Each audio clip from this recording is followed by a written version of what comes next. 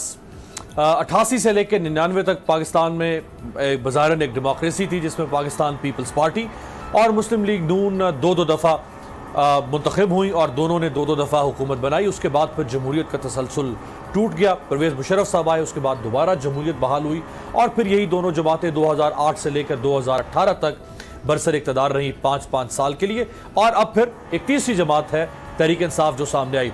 1988 से लेकर 1999, बल्कि 1988 से पहले ही पाकिस्तान पीपल्स पार्टी और मुस्लिम लीग, उस वक्त मुस्लिम लीग आज मुस्लिम लीग नवाज के दरमियान वही सख्त जुमलों का तबादला देखने में आता था जो 2008 से लेकर 13 तक हमें मिलता रहा और फिर 2018 के इंतखाबात से पहले तक वो जारी रहा।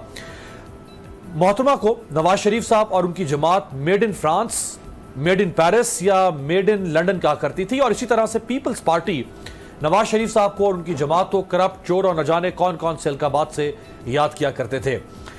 मुशर्रफ साहब के बाद फिर ये दोनों जमातें जब वापस आईं, चार्टर ऑफ डेमोक्रेसी हुआ, पाकिस्तान में जमहूरियत बहाल हुई। दोनों जमातें 2008 के इंतखाबात के बाद इन्होंने हुकूमत बनाई। कहा जा रहा था कि ये आग और पानी का मिलाप है, ये दोनों फितरी तौर पर मुमकिन नहीं है कि ये इकट्ठे हो सके, यानी इनका इत्तेहाद गैर फितरी इत्तेहाद कहलाया। और फिर यही हुआ कि दोनों जमातों के रास्ते अलग हो गए और इत्तेहाद टूट गया। और उसके बाद फिर मुस्लिम लीग नून ने उस वक्त की पीपल्स पार्टी के खिलाफ सख्त जबान इस्तेमाल करना शुरू कर दी और न जाने क्या क्या कुछ कहा, जो आप सैकड़ों नहीं हजारों दफा पाकिस्तान के तमाम टीवी चैनल्स पर सुन चुके हैं कि शहबाज शरीफ साहब क्या कहा करते थे।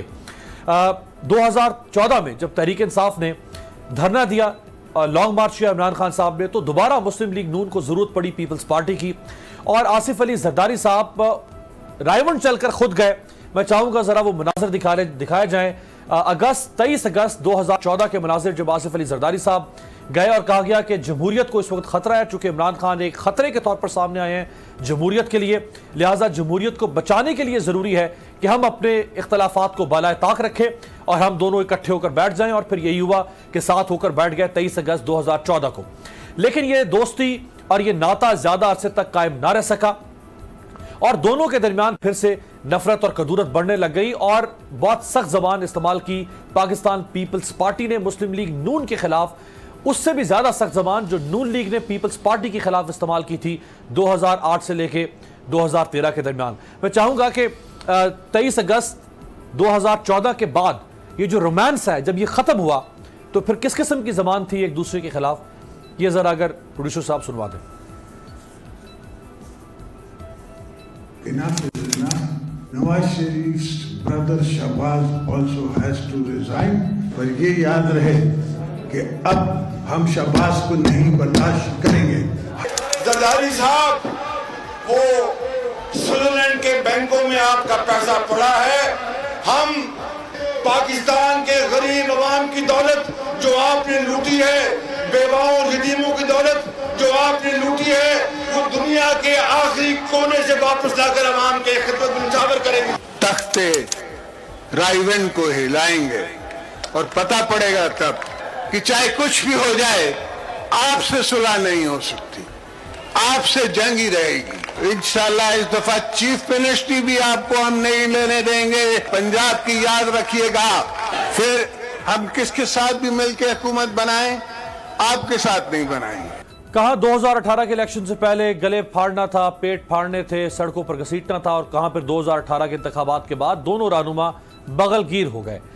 2018 से पहले सिर्फ जो शहबाज शरीफ साहब या जरदारी साहब की सतह की लीडरशिप ही नहीं बल्कि जो सेकंड टीयर लीडरशिप है वो भी बहुत सख्त जबान इस्तेमाल करती थी। साद रफीक साहब जरा ये सुनवा दें, ये क्या कहा, किस किस्म की जबान इस्तेमाल करते थे 2013 से लेकर 18 के दरमियान।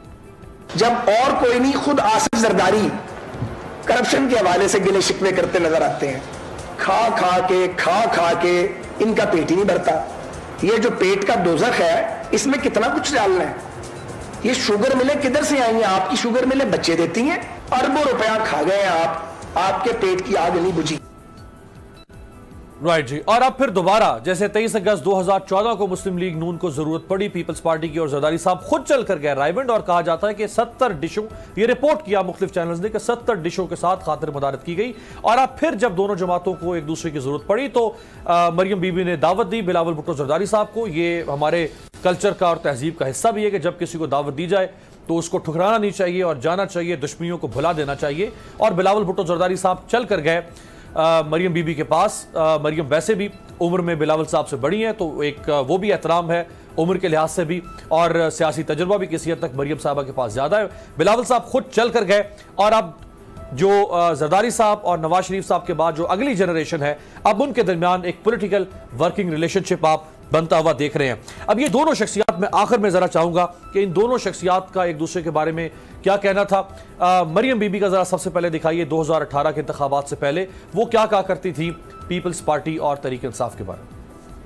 عمران خان کو دو گے وہ زرداری کو جائے گا، جو ووٹ آپ زرداری کو دو گے وہ عمران خان کو جائے گا۔ زرداری صاحب نے اربوں روپے خرچ کر عمران خان کے اراکین کو خریدا۔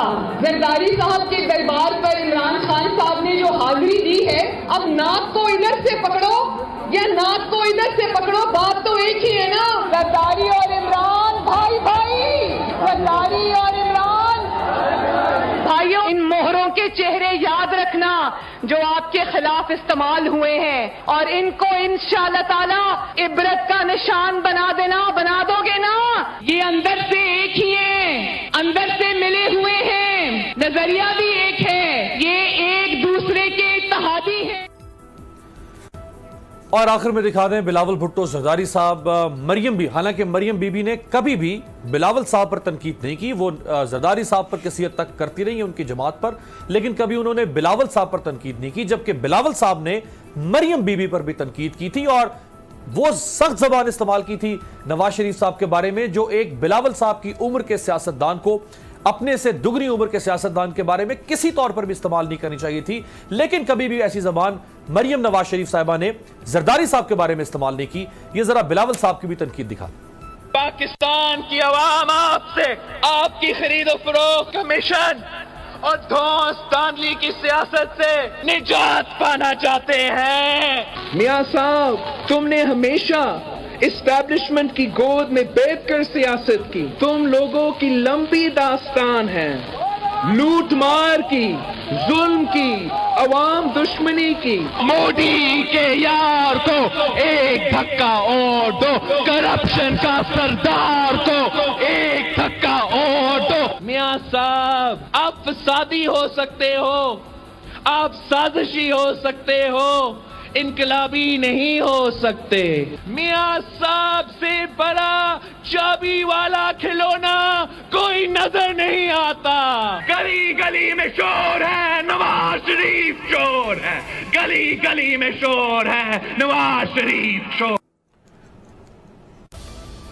لوگوں کے ذہنوں میں یہ سوال موجود ہے کہ بلاول بھٹو زرداری نے اپنی والدہ محترمہ اور اپنے والد کے عمر کے سیاستدان نواز شریف کے بارے میں اتنی سخت جب زبان استعمال کی تھی، اور آج وہ ان الفاظ کو واپس لے رہے ہیں، تو اس وقت کہنے کا مقصد کیا تھا اور آج کہنے کا مقصد کیا؟ یہ تمام الفاظ اگر ہم نہ بھی آپ کے سامنے رکھیں تو یہ تاریخ کے صفحات پر اس طرح ثبت ہو چکے ہیں جیسے لوہے پر کوئی لکیر کھینچ دی جائے جو مٹ نہیں سکتی۔